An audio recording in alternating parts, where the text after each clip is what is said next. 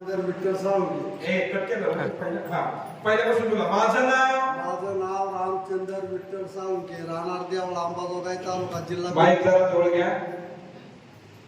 हे इतकी दारू पित होतो, मी दारू किती पिवी हे मला कळत नव्हतं. रामकृष्ण. या 2 वर्षापासून इथं वाऱ्या करायला सुरू केले, ते पारायण वाचलं, तेव्हापासून माझी दारू प्यायची बंद झाली. आता चांगला आनंदा दिवस आहे माझा सध्या.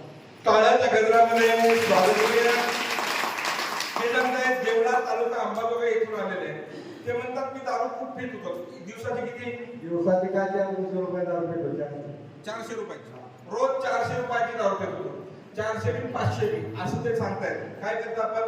मी आपलं काय बी काम करतो, मोलमजुरी मोलमजुरी करून खातो. पण तरी पण माझी 400-500 रुपयाची रोज आलेली मजुरी दारू पिण्यातच जात होती. किती वर्ष पिली आपण? 10-15 वर्ष. 15 वर्षापासून मी दारू पित होतो.